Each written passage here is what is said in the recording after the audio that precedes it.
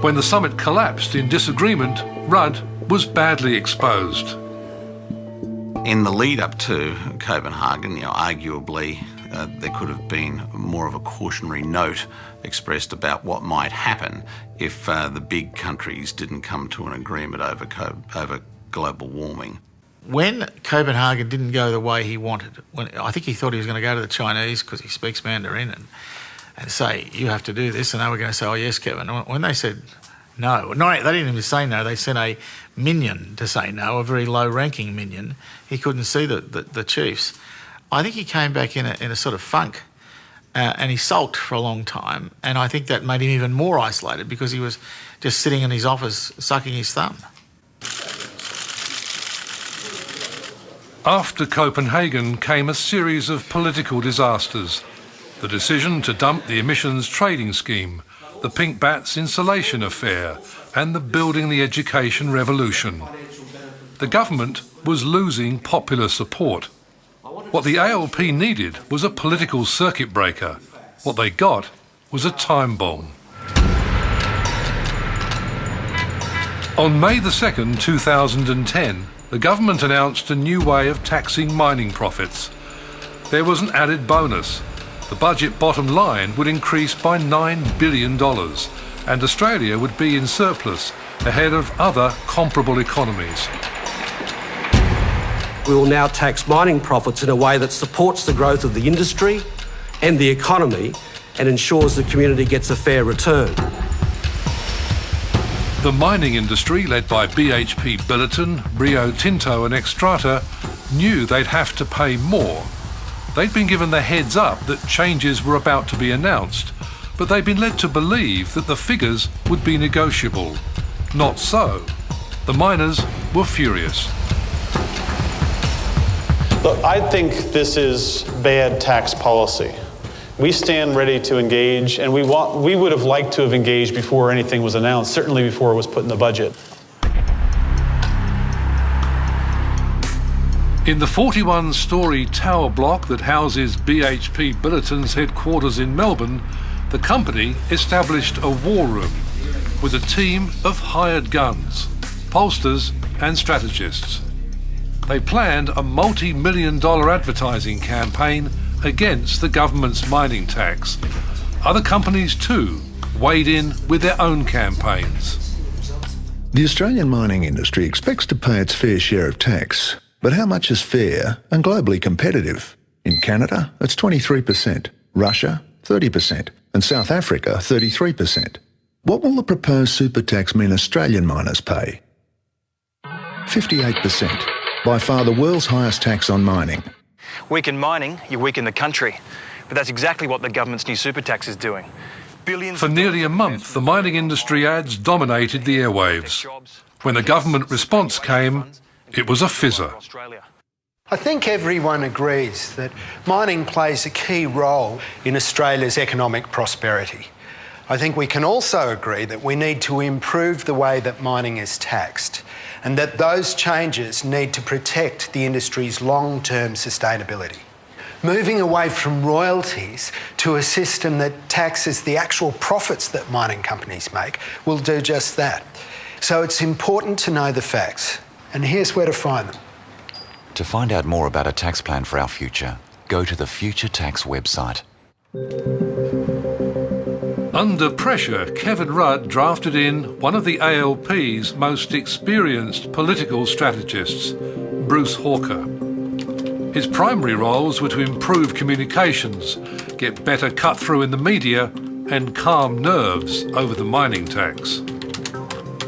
Australians tend to get concerned when they see big and powerful interests making that sort of noise. They worry that maybe there is going to be an exodus of capital or something like that. Obviously, that was never going to happen, but it was fed by elements in the media and by interested parties, including the opposition, to give the impression that the government was destabilised and wasn't able to meet the challenges of the day.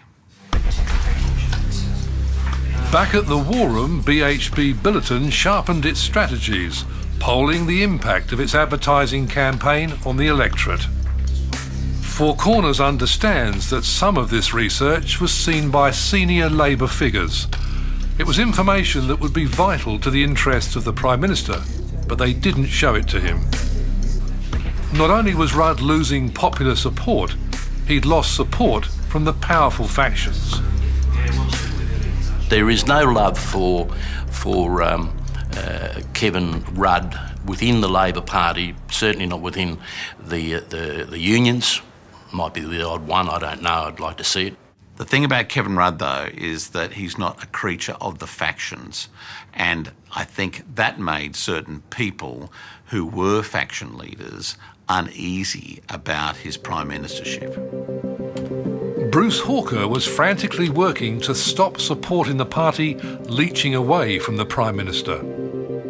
My job, was to try to, present a little bit of stability, hopefully, in the operation, to look at some other ways of doing things, and also, as it turned out unsuccessfully, to build in a closer working relationship between, the National Secretariat and the Labor Party generally into the Prime Minister's office.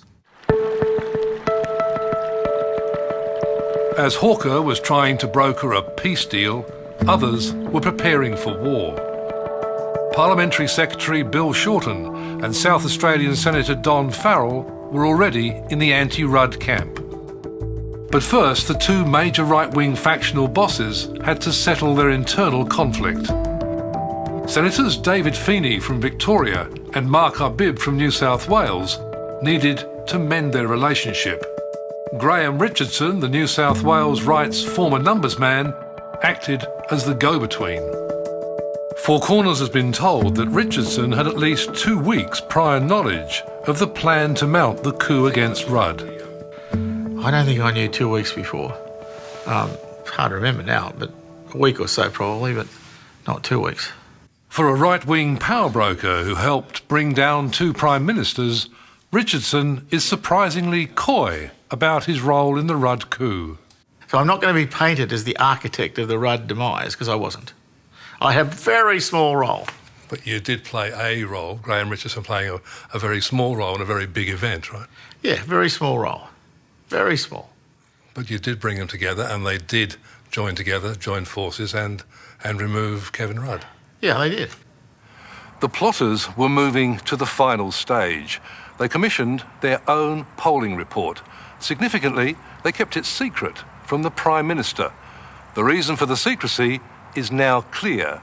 The report compared the popularity of Julia Gillard with Kevin Rudd, and the plotters used it to persuade, even pressure, the final waverers in the ALP caucus that they couldn't win with Kevin Rudd. Four Corners has obtained a copy of the secret internal report. It tracked polling on the comparative popularity of the Prime Minister and his deputy. We've been told it was distributed to just a few select senior ALP officials. The report included negative focus group comments on Rudd and critically showed Gillard's popularity to be now higher than the Prime Minister's. One Labour insider told us it was a gross manipulation and an important ploy designed to boost the campaign to install Gillard as Prime Minister. We've been told that internal Labour Party polling in the week before Rudd was removed, that polling was done comparing you with Kevin Rudd. Well, as did you see that polling? Look, as Deputy Prime Minister and before that as Deputy Opposition Leader, of course I saw ALP polling. Saw it consistently, saw it over time. Did you specifically see polling in the week before Rudd's removal which compared your popularity with his? Look, I've seen party polling over a lot. Did you specifically see the polling? I'm answering your question.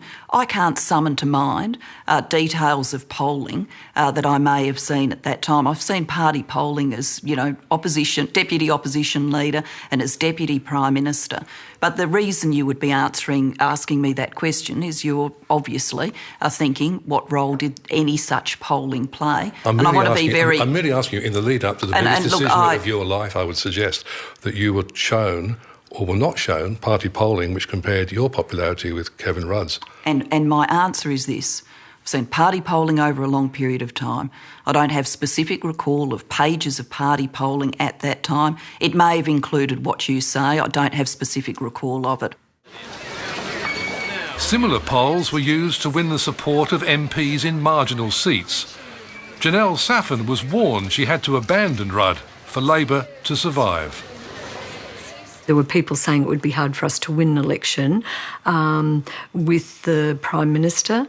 And I've been around for a while, a long-term member of the Labor Party, and I thought, no, we just get out there and win elections. They're all hard to win. Who specifically said to you that it would be difficult for Kevin Rudd to win the election? Oh, there are a few people who said that, people that I don't want to name, but people who said that it would be hard to do that. Janelle Saffin was confident she wasn't in trouble. She dismissed what she saw as a fear campaign.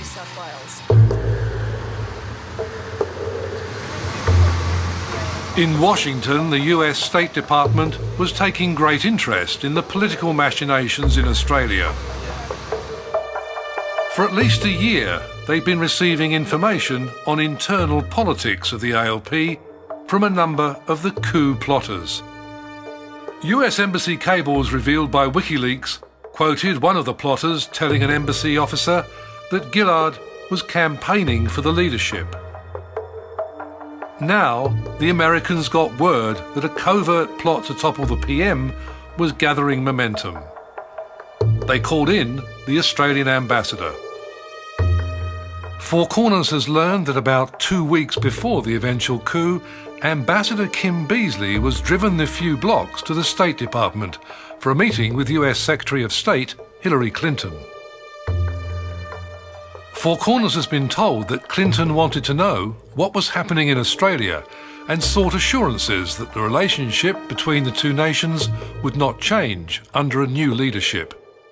What Beazley knew or told his US hosts is not known, but it seems they were better informed than most government MPs who were unaware that Rudd's enemies were circling for the kill. The way they're going, Julia. Back in Australia, Julia Gillard had been denying she was interested in taking over the Prime Minister's job. On Friday, June the 18th, she repeated the mantra.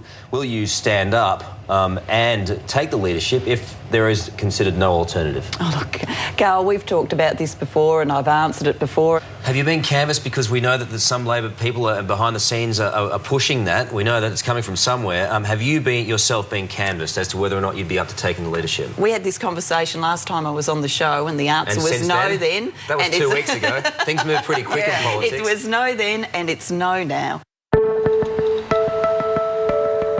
On Wednesday, June the 23rd, when Labor MPs turned up for Parliament, most were unaware the coup was imminent.